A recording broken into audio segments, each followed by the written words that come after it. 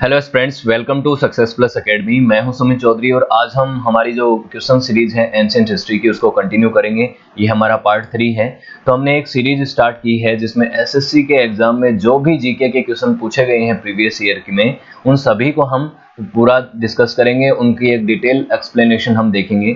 तो क्योंकि हमारा एंशिएंट हिस्ट्री पूरा हो चुका है और मेडाइवल भी पूरा होने वाला है, तो पहले हम एंशिएंट हिस्ट्री यानी प्राचीन भारत के क्वेश्चन कर रहे हैं और उसका ये तीसरा पार्ट है। अभी तक हमने कहाँ तक पढ़ लिया है कि जो मौर्य अंपायर जो था हमारा, वहां तक का जो प्राचीन भारत है उससे रिलेटेड जो भी क्वेश्चन पूछे गए हैं आपके एसएससी के एग्जाम में, और एसएससी का चाहे वो कोई भी एग्जाम हो, एसएससी चाहे वो आपका सीजीएल हो, सीपीओ हो, सीएचएसएल हो, एसएससी जेईएन हो या फिर एमटीएस हो, जो भी अच्छे क्वेश्चन पूछे गए हैं उनको मैं सबको डिस्कस कर रहा हूँ, एक डिटेल एक्सप्लेनेशन आपको बता रहा हूँ, ताकि आप अगर इन एग्जाम्स की तैयारी करें, सिर्फ एसएससी के एग्जाम ही नहीं, इन क्वेश्चन सीरीज से आपकी बाकी एग्जाम्स की भी प्रिपरेशन होगी, चाहे आप रेलवे की तैयारी कर रहे हो या स्टेट पीएससी एग्जाम्स की तैयारी कर रहे हो। क्योंकि आपको पता है फॉर्मेट तो वही रहेगा। ऑब्जेक्टिव जो एग्जाम होते हैं उनमें आपसे एक ही तरह के सवाल पूछे जाते हैं, ठीक है। तो इसीलिए हम जो क्वेश्चंस हैं उनको हम कंटिन्यू करेंगे और एसएससी के ही फॉर्मेट पे आपको पता है रेलवे और बाकी एग्जाम्स भी क्वेश्चन पूछते हैं। तो अभी हम जो क्वेश्चन सीरीज कर रहे हैं इसमें हम पोस्ट मौर्यन अंपायर जो हैं उनको डिस्कस करेंगे। पोस्ट मौर्यन और गुप्ता पीरियड जो है उसको हम इसी वीडियो में देख लेंगे कि कौन से क्वेश्चन पूछे गए हैं एसएससी में। मैंने यहाँ पे लिखा नहीं, आने वाले वीडियोज में मैं लिख दिया करूंगा कि कौन से ईयर में कब ये क्वेश्चन पूछा गया है किस एग्जाम में, लेकिन आप ये मान के चलिए कि मैंने सारे के सारे क्वेश्चन एसएससी के प्रीवियस ईयर के ही उठाए हैं, ठीक है। तो पहला क्वेश्चन है, the great silk route to the Indian was opened by. तो ये जो सिल्क रूट है, जो आज आपने ओबीओआर का नाम सुना होगा, ओबीओआर जो है चाइना का सिल्क रूट था, पुराना एंशिएंट रूट था, जहां पे सिल्क रूट इसको इसलिए बोलते थे क्योंकि यहाँ पे चाइना का जो सिल्क है वो मिडिल एशिया से होता हुआ यूरोप तक जाता था, बहुत ही मशहूर था चाइना का सिल्क। तो इस रूट को इंडिया में आने की परमिशन किसने दी, यहाँ से किसने ओपन किया था इसको? तो आपको पता है एक डायनेस्टी थी, कुषाण डायनेस्टी, ये चाइना की तरफ से भी थी। इसका मैप मैंने बताया था जब हम कनिष्क और कुषाण डायनेस्टी को पढ़ रहे थे, तो आप देख सकते हैं, मैं वहाँ उसका लिंक प्रोवाइड आपको कर दूंगा। तो कनिष्क के समय पे इस रूट को ओपन किया गया था। आज के समय जो ओबीओआर, जो चाइना वापस से मैरीटाइम सिल्क रूट और ये one belt one road initiative शुरू कर रहा है, इसमें इंडिया ने इसको परमिशन नहीं दी है, कि इंडिया इसको अलाउ नहीं कर रहा है कि इंडिया के थ्रू होते हुए जाए। लेकिन फिर भी हमारी जो है सोवेनिटी को वो करते हुए, उससे साथ हस्तक्षेप करते हुए, जो पाकिस्तान ऑक्यूपाइड कश्मीर है वहां से ओबीओआर का एक रास्ता जाएगा, वहां से एक रोड जा रही है जिसके खिलाफ है इंडिया, क्योंकि जो डिस्प्यूटेड टेरिटरी है वहां से नहीं जाना चाहिए था ओबीओआर का, ठीक है। तो ये तो आज की बात हो गई कि आज पाकिस्तान ऑक्यूपाइड कश्मीर से होता हुआ जा रहा है और पाकिस्तान ओबीओआर का हिस्सा है लेकिन भारत नहीं है, ठीक है। तो सबसे पहली बात है कि ये किसने किया, ये किया कनिष्क ने, जो कि एक कुषाण रूलर था, ठीक है। उसके बाद आती है, the ruler of which dynasty start the practice of granting tax free villages to Brahmanas and Buddhist monk. कौन सा वो वंश था जिसके राजाओं ने गांव के गांव दे दिए बुद्धिस्ट मॉन्क, यानी जो बौद्ध धर्म को फॉलो करने वाले हैं, और हिंदू धर्म के ब्राह्मणों को इन्होंने देना शुरू कर दिया। तो ये कौन थे? ये थे सातवाहन डायनेस्टी के रूलर। सातवाहन डायनेस्टी आपने सबने ध्यान होगा कि मैंने शुंग, कर्ण और सातवाहन डायनेस्टी को एक साथ पढ़ाया है। ये मौर्य पीरियड के बाद शुंग डायनेस्टी शुरू हुई नॉर्थ इंडिया में, और ये जो उसके बाद कर्ण डायनेस्टी आई, और कर्ण डायनेस्टी के साथ ही इसके बाद एक डायनेस्टी आती है सातवाहन डायनेस्टी, ठीक है। और शिमुक ने इसके फाउंडेशन रखी थी। तो ये दक्षिण और मध्य भारत का जो हिस्सा है, आज का महाराष्ट्र और नीचे का जो इलाका है हमारा, यहाँ पे थी कर्नाटका वाले इलाके में ये डायनेस्टी ने रूल किया था, ठीक है। उसके बाद बात आती है, इन्होंने क्या किया था, गांव दिए थे और ब्राह्मणों को और बुद्धिस्ट मॉन्क्स को, ठीक है। उसके बाद है, who started the Saka era which is still used by government of India. Saka era का मतलब क्या है, ये कोई शक डायनेस्टी मत समझ लेना। एक तो शक डायनेस्टी थी, शक डायनेस्टी थी जिसको इंडो सिथियन बोलते हैं, वो डायनेस्टी हो गई है ना, जिसके रूलर्स को क्षत्रप बोला जाता है। मैं उसकी बात नहीं कर रहा हूँ, ये शक संवत है, अपना शक संवत होता है। शक संवत भारतीय सरकार नेशनल कैलेंडर में इस्तेमाल करती है। तो ये कैलेंडर किसने स्टार्ट किया था? ये शुरुआत की थी कनिष्क ने। वही कनिष्क कुषाण वंश का जो रूलर है, इसने 78 एडी में 78 एडी में कुषाण वंश के रूलर कनिष्क ने शक संवत की शुरुआत की, ठीक है। और इस संवत की जब स्टार्ट की थी, शक संवत की, इसके बाद इंडिया ने 1957 में भारत की आज़ादी के बाद इस कैलेंडर को भारत का ऑफिशियल कैलेंडर बनाया, भारत सरकार का कैलेंडर बनाया, ठीक है। तो अगर आप सब अवेयर हैं इस चीज़ से तो आप मुझे कमेंट सेक्शन में बताएंगे कि अभी कौन सा शक संवत चल रहा है, ठीक है। आप निकाल सकते हैं सीधा, एक 78 80 इसमें से कम कर देंगे, अपने आप आ जाएगा, ठीक है। उसके बाद आती है who were the first king to issue gold coins in India. वो कौन सा डायनेस्टी थी, किंग्स थे जिन्होंने भारत में ये सोने के सिक्के चलाने की शुरुआत की। तो सोने के सिक्के सबसे पहले शुरुआत की थी इंडो ग्रीक्स ने। इंडो ग्रीक्स यानी कि जो यूनानी भारतीय जो रूलर थे। आपको पता है भारत में यूनानी कब से आए?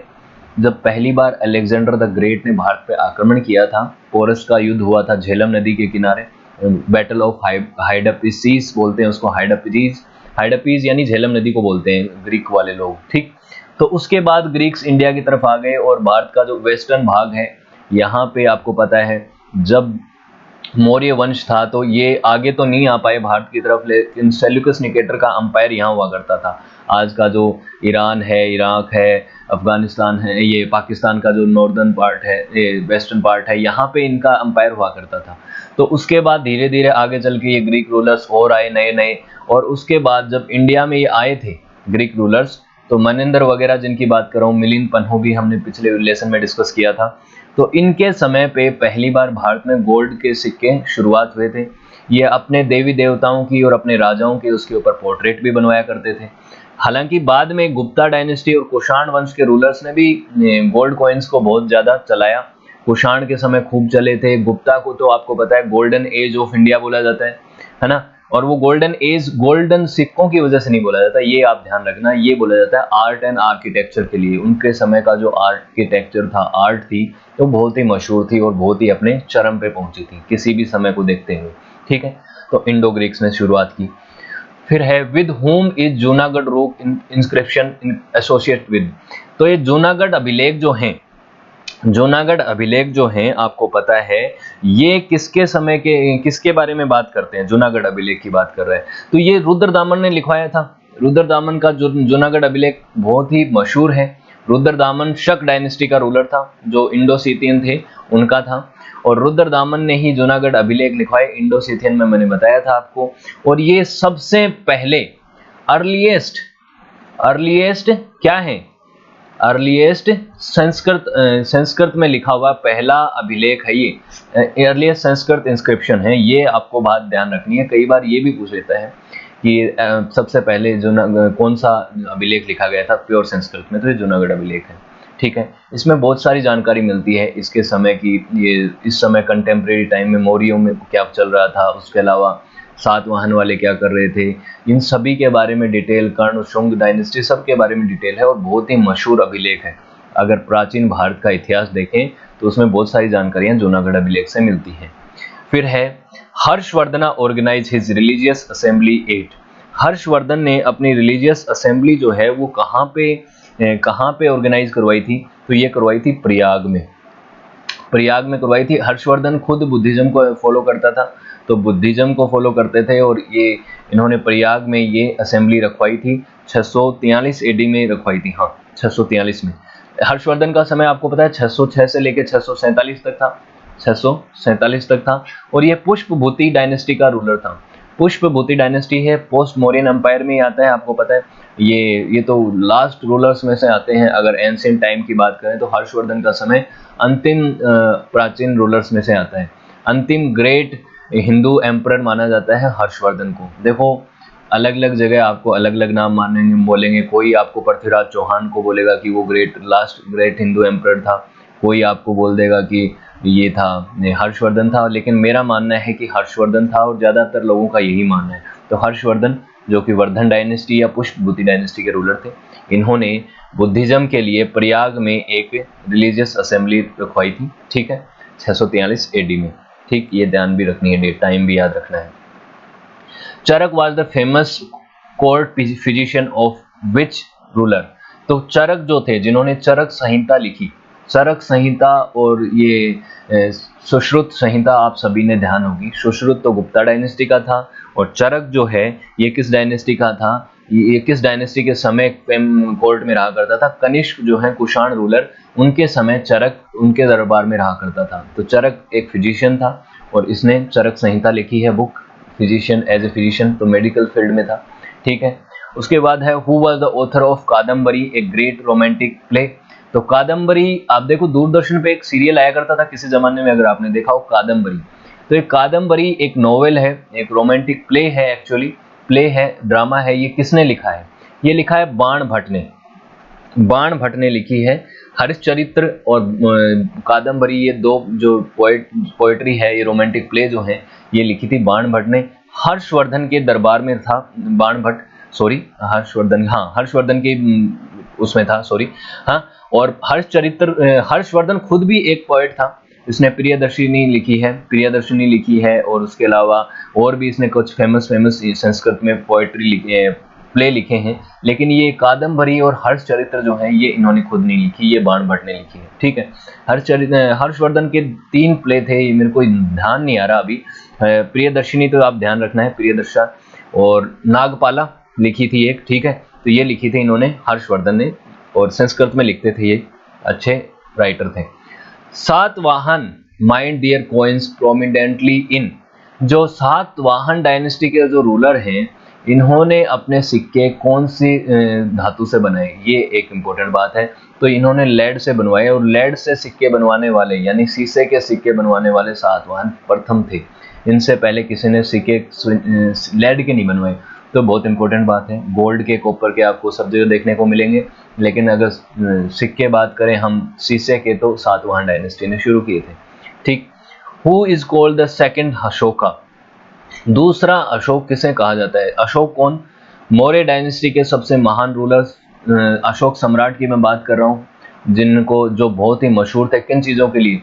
एक तो अपने दयालु बिहेवियर के लिए, दयालु बिहेवियर, इतने बेनेवलेंट रूलर थे कि जब से उन्होंने 261 एडी में, क्या बीसी में क्या हुआ था आपको याद होगा, कलिंग का युद्ध हुआ था। और कलिंग के युद्ध के बाद अशोक का जीवन पूरी तरह से बदल गया, उन्होंने बुद्धिज्म को अपना लिया।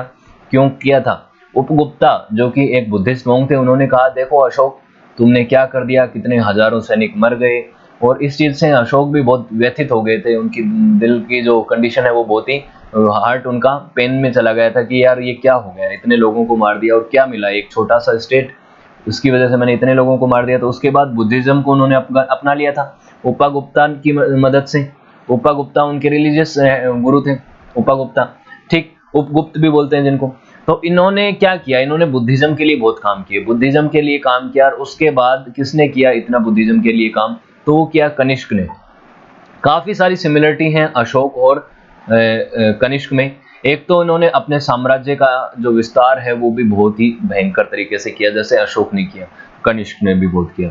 फिर बुद्धिज्म को इन्होंने अपनाया, तो बुद्धिज्म को भी बहुत ही पैट्रोनेज दी, बुद्धिज्म को इन्होंने बहुत ही अच्छी तरीके से आगे फैलाया, प्रचार प्रसार किया। ठीक है, उसकी फिलोसफी को फॉलो किया। अशोक ने तीसरी बुद्धिस्ट काउंसिल को पाटलिपुत्र में किया था, और कनिष्क ने कश्मीर में चौथी बुद्धिस्ट काउंसिल को लॉन्च किया था। चौथी बुद्धिस्ट, आपको पता है 4 बुद्धिस्ट काउंसिल हुई थी, पिछले वीडियो में ही मैंने चारों के बारे में बताया किस किसने करवाई। बाकी 2 का नाम बताओगे आप मुझे, पहली और दूसरी बुद्धिस्ट काउंसिल कहाँ पे हुई और किसने उसको ऑर्गेनाइज करवाया। ठीक है, तो तीसरी चौथी मैंने आपको बता दी है। तीसरी अशोक ने करवाई पाटलिपुत्र में, और चौथी कश्मीर में करवाई कनिष्क ने। ठीक है, ये बात हो गई है। देखो मैं आपको जब सवाल क्वेश्चन करवाऊंगा एक वीडियो में, लगभग 40 क्वेश्चन कराऊंगा एक वीडियो में, लगभग ये रहेगा मेरा। आगे मैं सीरीज बनाऊंगा 40 क्वेश्चन की, लेकिन उस 40 के साथ मैं आपको 60 क्वेश्चन 50 क्वेश्चन एक्स्ट्रा बताऊंगा। 100 क्वेश्चन आपके हर वीडियो में कंप्लीट हो जाएंगे लगभग। लिखे हुए 40 दिखेंगे, लेकिन एक के साथ मैंने यहाँ पे बुद्धिस्ट काउंसिल का बता दिया, जैसे कलिंग के वॉर का बता दिया, उपागुप्ता का बता दिया। तो इस तरीके से आपके क्वेश्चन हो जाएंगे। तो आप डिटेल में अगर वो देखते हैं इसका एक्सप्लेनेशन, तो आपका बहुत सारा बेनिफिट होगा। तो आप वीडियोस को देखते रहिए और चैनल को सब्सक्राइब कर लीजिए, ताकि आने वाले वीडियोस की अपडेट आपको मिले। The greatest Kushan leader who got converted to Buddhism, अभी बताया है कौन से कुषाण रूलर ने बुद्धिज्म में अपना लिया, तो कनिष्क थे। ठीक है, और पहली शताब्दी में इनका समय था 78 एडी में इन्होंने शक कैलेंडर की शुरुआत की थी, शक संवत की थी। ठीक है, और उसके अलावा काउंसिल की है, बुद्धिस्ट काउंसिल की है कश्मीर में। विच dynasty immediately success the Mauryan dynasty and rule the Magadh kingdom. कौन सी वो डायनेस्टी थी, कौन सा वो वंश था जिसने मौर्य वंश का तख्ता पलट करके शुरुआत में क्या किया, तख्ता पलट करके खुद रूलर बन गए मगध के। कौन बने, ये बने थे शुंग डायनेस्टी के रूलर। शुंग डायनेस्टी के रूलर थे पुष्पमित्र शुंग, पुष्पमित्र शुंग। तो अशोक के बाद आपको पता है 6 राजा बने, 6 राजा बने, और छठे जो राजा थे बृहद्रथ, इनको तख्ते से हटा के, पुष्पमित्र सिंह एक मिलिट्री लीडर थे, इन्होंने इनको हटा दिया तख्त से, इनको मार दिया, और उसके बाद खुद शुंग डायनेस्टी की शुरुआत की।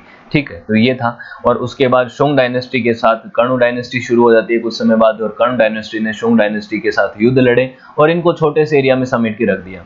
फिर कर्ण डायनेस्टी के साथ सातवाहन डायनेस्टी के युद्ध हुए और कर्ण डायनेस्टी को भी समेट के रख दिया, और सातवाहन डायनेस्टी एक प्रोमिनेंट रूलर डायनेस्टी बन के उभरी। ठीक है, तो यहां से आपको ध्यान रखना है। उसके बाद है Kalinga ruler Kharavela gave his protection to.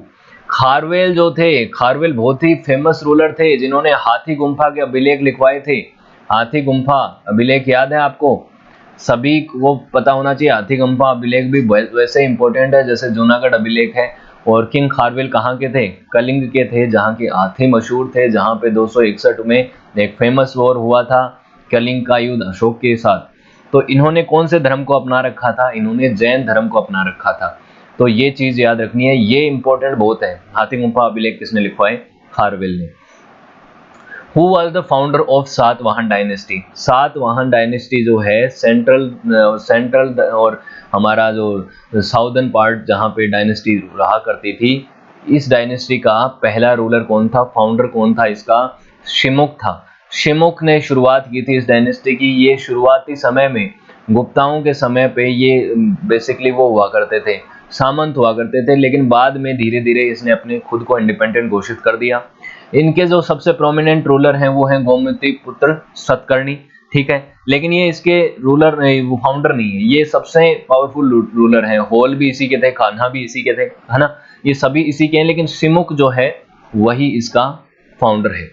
Okay, Who among the following was the court physician of Kanishka. Kanishka के कोर्ट में कौन से फिजिशियन थे। देखो एक क्वेश्चन दोबारा आ गया, सॉरी, लेकिन आपको मैंने करा दिया है। चरक जो थे वो थे पतंजलि, नागार्जुन और ये वसुमित्र, ये बाद में आते हैं। ठीक है, बात आती है इनकी। तो the university which become famous in the post Gupta era. Gupta period के बाद कौन सी एक विश्वविद्यालय है जो सबसे ज्यादा मशहूर हुआ, वो था, आपको पता होगा, नालंदा विश्वविद्यालय पटना। नालंदा विश्वविद्यालय किसने बनवाया था, ये बनवाया था कुमार गुप्त ने। कुमार गुप्त जो था वो आपको पता है गुप्ता डायनेस्टी का एक रूलर था, और कुमार गुप्ता ने ये 5वीं शताब्दी में 5th सेंचुरी में इसको बनवाया था नालंदा विश्वविद्यालय को। इसमें कहाँ किस चीज की शिक्षा दी जाती थी, मेनली ये बुद्धिज्म से रिलेटेड शिक्षाएं यहाँ पे दी जाती थी। ठीक है, बुद्धिज्म की यहाँ पे शिक्षा दी जाती थी, ये चीजें हैं। अब मैंने पिछले वीडियो में एक क्वेश्चन करवाया था आपको कि बुद्धिज्म की नालंदा विश्वविद्यालय की ही तर्ज पे, इसी के कॉन्सेप्ट पे एक नया विश्वविद्यालय बनवाया था। किसने बनवाया, मैं ये भी बता दूं कि पाल डायनेस्टी के रूलर्स ने बनवाया था। ठीक है, तो वो कौन सी डायनेस्टी विश्वविद्यालय है, बिहार में ही है, ये भी एक हिंट है, तो आप मुझे कमेंट सेक्शन में बताएंगे। ठीक है, उसके बाद Banabhatta was the court poet of which emperor. ये मैंने पीछे बता दिया है आपको। हर्षवर्धन के समय बाणभट्ट थे जिन्होंने कादम्बरी और हर्षचरित्र लिखी है। तो बाणभट्ट कहाँ थे, हर्षवर्धन के समय पे थे, जिनका शासन का समय क्या था, 606 से 647। कौन सी डायनेस्टी से बिलोंग करते थे, वर्धन डायनेस्टी या पुष्पभूति डायनेस्टी। ठीक है, ये ध्यान रखना है। The title Indian Napoleon has been attached to. Bharat का नेपोलियन किसे कहा जाता है। अगर आप मेरे वीडियोस पहले से देखते आ रहे हैं तो आपको ध्यान होगा नेपोलियन का मतलब क्या होता है। जब नेपोलियन का टैग किसी को दिया जाता है तो इसका मतलब क्या है, वो एक ग्रेट मिलिट्री लीडर है। ग्रेट मिलिट्री लीडर नेपोलियन कौन है, नेपोलियन बोनापार्ट फ्रांस का एक बहुत ही मशहूर मिलिट्री लीडर था, जिसको मॉडर्न टाइम में सबसे ग्रेटेस्ट मिलिट्री लीडर माना जाता है। इसी वजह से जो भी एक ग्रेट लीडर होता है, मिलिट्री लीडर होता है, उसको नेपोलियन की उपाधि दी जाती है। तो भारत का नेपोलियन बोला जाता है समुद्रगुप्त को। समुद्रगुप्त ने अपने लाइफ स्पैन में 100 से ज्यादा युद्ध जीते थे भाई, 100 से ज्यादा युद्ध जीते थे। और इसी वजह से इसका नाम था Napoleon of India. Samudragupta Singh Gupta भी बोलते थे इसको। कविराज भी इसका नाम था, कविराज भी इसका नाम था। क्यों? कविताएं लिखता था इसलिए कविराज नाम था। इसने हुन डायनेस्टी जो रूलर हैं उनको भी, हुन जो ट्राइब थी उसको भी पीछे धकेला था। स्कंदगुप्त ने मेनली धकेला था, इसके समय थोड़ा थोड़ा शुरू हो गया था उनका। तो समुद्रगुप्त का ध्यान रखना है आपको, 100 से ज्यादा युद्ध जीतने वाला ये योद्धा था, बहुत ही मशहूर था, अपने एरिया को इसने बहुत एक्सपांड किया था, ये ध्यान रखना है।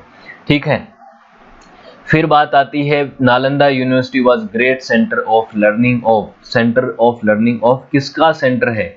अभी बताया ना, अभी बुद्धिज्म, बुद्धिज्म का सबसे ज्यादा यहाँ पे लर्निंग सेंटर माना जाता है। इसीलिए जो चाइनीज पिलग्रिम्स थे वो भारत में आया करते थे नालंदा विश्वविद्यालय को जानने के लिए, इसकी लर्निंग्स को समझने के लिए। फाइहान आया था जैसे, उसके अलावा आपको पता है हिनसांग आया था जिसको प्रिंस ऑफ पिलग्रिम्स बोला जाता है। ये क्यों आए थे? ये जानने के लिए आए थे बुद्धिज्म को। यहाँ के राजाओं में, यहाँ की जनता को जानने में उनका कोई इंटरेस्ट नहीं था, उनको जानना था बुद्धिज्म। ठीक है, ये बात आती है। फिर आती है who was the first non Gupta ruler, वो कौन सा पहला रूलर था जिसने गुप्ता ये गुप्त काल जो है इसकी नींव रखी? तो ये कौन था? श्रीगुप्त था। श्रीगुप्त आया, फिर घटोत्कच आया, फिर चंद्रगुप्त प्रथम आया, फिर आगे चल के चंद्रगुप्त द्वितीय आया, समुद्रगुप्त आया, फिर कुमारगुप्त आया, स्कंदगुप्त आया। ये सब लोग थे। कुमारगुप्त कौन सा? ये वही है जिसने नालंदा विश्वविद्यालय बनवाया। ठीक है, अब देखो श्रीगुप्त को गुप्ता डायनेस्टी का पहला रूलर माना जाता है, इंपॉर्टेंट बात है। लेकिन चंद्रगुप्त प्रथम को, इसको रियल फाउंडर बोला जाता है, रियल फाउंडर। देखो रियल फाउंडर और फाउंडर में डिफरेंस क्या है? फाउंडर वो है जो पहला रूलर होगा, और पहला प्रोमिनेंट रूलर जो होगा उसको रियल फाउंडर माना जाएगा, जिसने अपने एरिया के लिए, अपने राज्य के लिए रियल में कुछ किया।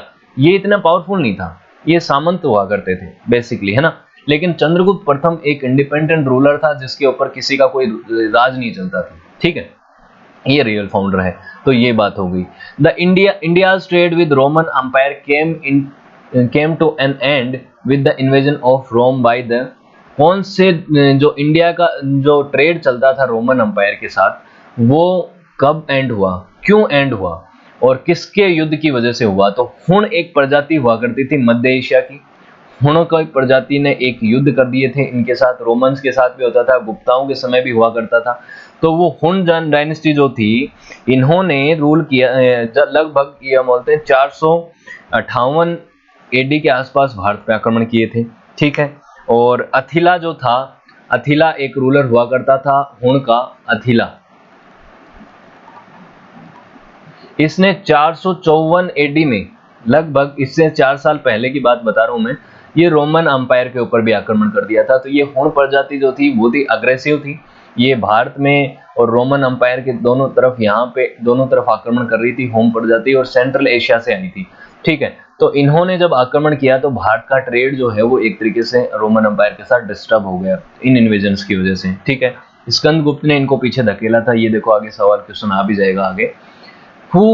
whose achievement are recorded in the Allahabad pillar inscription, जो इलाहाबाद अभिलेख हैं, इलाहाबाद के जो अभिलेख हैं वहां पे किसके बारे में, किसकी बारे में लिखा गया है? तो ये लिखा गया है समुद्रगुप्त के बारे में। वही समुद्रगुप्त जिसको हमने क्या बोला, भारत का नेपोलियन, जिसने 100 से ज्यादा युद्ध जीते।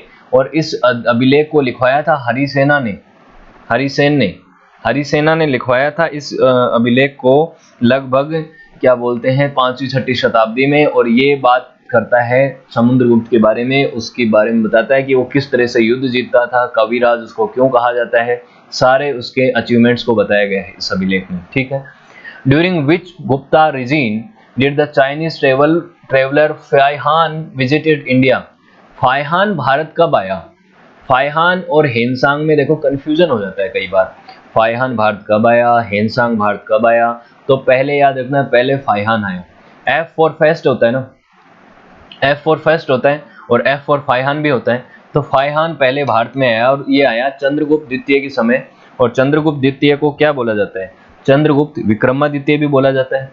तो ये भारत में पहले आया था चाइनीज ट्रेवलर। उसके बाद हेनसांग जो आया वो हर्षवर्धन के समय आया, और हर्षवर्धन बाद में था, तो उसको बाद में याद रखना है। और एफ मतलब फेस्ट, और फेस्ट मतलब फाइहान। ठीक, इस तरह से याद रखो। विच of the following statement about the Gupta is not true? कौन सा स्टेटमेंट जो है वो गुप्ताओं के बारे में सही बात नहीं बोलता है? तो आपको सारे पढ़ने पड़ेंगे statement. The ruled they ruled mainly over the part of north and central India, इसमें कोई दो राय नहीं है, उत्तरी और मध्य भारत में इन्होंने रूल किया था, ये बात तो सत्य हो गई। The kingship was hereditary and the throne always went to the eldest son, क्या ये बात सत्य थी? क्या सक्सेशन के लिए कोई हार्डकोर पॉलिसी थी कि सबसे बड़ा बेटा ही बनेगा, थ्रोन पे बैठेगा? ये बात सही नहीं है, ये बात गुप्ताओं के बारे में सत्य नहीं है। आंसर तो यही होगा, आने वाले ऑप्शन भी चेक करेंगे। हालांकि बात ये थी कि मेनली यही होता था कि बड़ा बेटा ही बनता था राजा, लेकिन यहाँ पे कोई ये नहीं दे रखा कि लगभग ये बात होती थी। इसने एक रूल बना दिया कि ऐसा ही होता था। क्या ऐसा होता था? नहीं। कई बार ऐसा होता था कि जो राज्य के मंत्री लोग थे वो भी उनको चुनते थे कि बड़ा बनेगा कि छोटा बनेगा, ठीक है, कौन बनेगा रूलर, जो योग्य होगा वो बनेगा। तो इस तरीके से ये बात गलत हो जाती है। The judicial system was far more developed than earlier times, इनका जो जुडिशियल टाइम था वो बहुत डेवलप था पहले के समय से, ये बात सत्य है। लैंड टैक्स इंक्रीज किए गए थे, टैक्स और ट्रेड पे जो कॉमर्स पे हैं उनको कम कर दिया गया था, ये बात भी सत्य है। ये समय मैंने गुप्ता के समय में बताई थी, उनकी जो पॉलिसीज थी कि लैंड टैक्सेस को उन्होंने बढ़ाया और जो ट्रेड कॉमर्स हैं जो आपका एक तरीके से देखें उसको कम कर दिया था इन्होंने, ठीक है।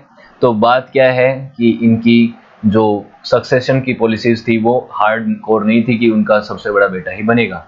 The poet Kalidas lived in court of, Kalidas किसके राज दरबार में रहते थे? भाई मशहूर कालिदास, जिनको भारत का शेक्सपियर कहा जाता है, शेक्सपियर ऑफ इंडिया। इन्होंने बहुत ही मशहूर मशहूर बुक्स लिखी हैं, कुमार संभव, अभिज्ञान शाकुंतलम जैसे पोएट वो लिखे हैं इन्होंने, नाटक लिखे हैं। तो ये किसके राज दरबार में थे? ये चंद्रगुप्त विक्रमादित्य, जो चंद्रगुप्त द्वितीय भी बोला जाता है, जिनके ऊपर आपने सीरियल देखा होगा भाई, विक्रम वेताल, उसी की बात कर रहा हूं मैं। वो चंद्रगुप्त विक्रमादित्य, उनके 9 रत्न हुआ करते थे। अकबर के ही नहीं थे 9 रत्न, चंद्रगुप्त विक्रमादित्य के भी 9 रत्न थे, और उनमें से कालिदास भी एक थे। वराह मिहिर, आर्यभट्ट, ये सब लोग इनके समय पे हुआ करते थे चंद्रगुप्त विक्रमादित्य के। तो बहुत ही आर्ट और आर्किटेक्चर का गोल्डन पीरियड कहा जाएगा कि नहीं कहा जाएगा, इस तरह के इनके समय पे लोग हुआ करते थे। Who was the court poet of Harsha, दोबारा आ गया क्वेश्चन, हर्षवर्धन के समय में कौन से कवि थे जो उनके राज दरबार में रहते थे? बाणभट्ट। तो ये क्वेश्चन बार बार इसलिए आया है क्योंकि जब मैं टाइप कर रहा था तो मैंने नहीं याद रहा कि मैंने पहले लिख दिया है, और ये एसएससी में बार बार पूछा गया है। बहुत सारे क्वेश्चन हैं बार बार पूछे गए हैं, मैंने रिपीट नहीं किए, लेकिन ये रिपीट हो गया, ठीक है। तो इस तरीके के क्वेश्चंस को याद रखना है। इनकी किताबें कौन सी हैं, हर्षवर्धन ने कौन सी लिखी, बाणभट्ट ने कौन सी लिखी, इनके राजकवि कौन से हैं। देखो बुक्स और जो लिटरेचर है उन पे मैं एक सेपरेट वीडियो लेके आऊंगा 2 पार्ट में। काफ़ी सारी बुक्स हैं एंशिएंट टाइम की, मेडाइवल टाइम की, अलग से लेंगे, सब को कवर करेंगे। Chinese Pilgrim who visited India during Harshvardhan, अभी मैंने बताया था, फाइहान आया किसके समय पे? चंद्रगुप्त द्वितीय के समय पे। लेकिन हर्षवर्धन के समय पे कौन आया? हिनसांग, जिसको प्रिंस ऑफ पिलग्रिम्स कहा जाता है। ओके, चलिए। Gupta dynasty was famous for, तो गुप्ता डायनेस्टी को किसका समय बोला जाता है? आर्ट एंड आर्किटेक्चर का गोल्डन पीरियड बोला जाता है। ओके, फिर है the last Buddhist king who was the great Sanskrit scholar and writer was, वो कौन सा बुद्धिस्ट किंग था जो एक ग्रेट स्कॉलर भी था, संस्कृत में राइटर भी था? तो वो था हर्षवर्धन। मैंने अभी थोड़ी देर पहले बताया था, हर्षवर्धन खुद नाटक लिखता था, नाटककार था, ठीक है। Which of the following Gupta king stop the Hun from invading India, 458 AD में किया था अटैक, मैंने बताया था 458 एडी में भारत में, उसमें गुप्ता डायनेस्टी का कौन सा रूलर था? स्कंदगुप्त। तो स्कंदगुप्त के समय पे हुन डायनेस्टी ने भारत पे, हुन डायनेस्टी क्या, हुन ट्राइब होती थी, मध्य एशिया से आने वाले ये ग्रुप थे, ट्राइबल ग्रुप थे, और बहुत ही आतंकित ग्रुप था एक तरीके से। ये आते थे और किधर भी लूटमार मचा दिया करते थे। तो स्कंदगुप्त ने इनके साथ 2 युद्ध लड़े थे, इनको बैक फुट पे धकेला था, तो इन्होंने बचा लिया था इंडिया को, वरना ये बहुत ज्यादा लूटमार करते थे, ठीक है। तो Gupta Saka was founded by, Gupta Saka का क्या मतलब है? शक का मतलब ये है गुप्त जो समय था वो किसके समय से शुरू हुआ, गुप्त संवत कहाँ से शुरू हुई, गुप्तों का जो एक कैलेंडर था उसका शुरुआत कहाँ से हुई? तो ये हुई थी चंद्रगुप्त प्रथम के समय, और इसका समय होता है 319 एडी से शुरू, 319 एडी से शुरू होता है इसका समय। हालांकि 280 एडी से ही शुरू हो गया था श्रीगुप्त का समय, श्रीगुप्त जो दो गुप्ता डायनेस्टी का पहला रूलर था, लेकिन वो फाउंडर था, लेकिन रियल फाउंडर कौन था? चंद्रगुप्त प्रथम था, मैंने बताया था 319 एडी से है। और उसके बाद आपको पता है गुप्ता डायनेस्टी ने लगभग 280 सालों तक शासन किया है, ठीक है। तो ये इनका यहाँ से शुरुआत होती है, गुप्ता डायनेस्टी, गुप्ता पीरियड। हालांकि ये जो कैलेंडर है ये 241 सालों का ही है, क्योंकि 319 एडी से शुरू होता है, ठीक। उसके बाद आती है बात the Gupta period, the largest number of coin were issued in. तो गुप्त काल में सबसे ज्यादा सिक्के कौन से धातु के थे? तो ये थे गोल्ड के, सोने के सिक्के थे वे सबसे ज्यादा, ठीक है। और सोने के सिक्के पहले से चले आ रहे हैं, इंडो ग्रीक्स के समय से चलते आ रहे हैं, फिर कुषाण डायनेस्टी के रूलर्स ने भी इनको इस्तेमाल किया, और इसके बाद गुप्ता डायनेस्टी ने भी शुरू किया, और सबसे ज्यादा सिक्के सोने के थे। वराहमिहिर कौन थे? जो चंद्रगुप्त द्वितीय के कोर्ट में रहा करते थे, उनके नवरत्नों में भी शामिल थे। एक एंशियंट एस्ट्रोनॉमर भी थे, फिलोसोफर भी थे, मैथमेटिशियन भी थे। तो यहाँ पे आपको तीनों चीजें अगर मिलें तो तीनों पे टिक करना है, लेकिन एस्ट्रोनॉमर ही मिला है तो एस्ट्रोनॉमर बोलेंगे इनको, ठीक है। मतलब ज्योतिषी थे। Who among the following is propounded the theory of zero? Zero का आविष्कार किसने किया? आपको सभी को पता होगा, भारत में जीरो की शुरुआत हुई, और जीरो की शुरुआत किसने की, जीरो का कॉन्सेप्ट किसने दिया? ये दिया था आर्यभट्ट ने। और आर्यभट्ट भी किसके समय थे? गुप्ताओं के समय पे थे, गुप्ता डायनेस्टी के समय थे। और गुप्ताओं में कौन? चंद्रगुप्त द्वितीय जो है, चंद्रगुप्त विक्रमादित्य, उनके समय पे आर्यभट्ट थे, ठीक है। उनके राज दरबार में रहा करते थे, ठीक। तो ये था। तो आई होप आपको सारी चीजें समझ में आई होंगी। हमारे 100 क्वेश्चन हो गए हैं एंशिएंट हिस्ट्री के, आने वाले क्वेश्चंस भी हम करेंगे। उसके बाद हम मेडाइवल हिस्ट्री के क्वेश्चन सीरीज भी करेंगे, सारे सब्जेक्ट्स को कवर करेंगे। तो अगर वीडियो अच्छा लगा तो वीडियो को लाइक कर सकते हैं, शेयर कर सकते हैं, और आने वाले वीडियोज की अपडेट देखने के लिए चैनल को सब्सक्राइब कर लीजिए, बेल आइकन को प्रेस कर लीजिए। Thank you so much, have a good day, see you next lecture.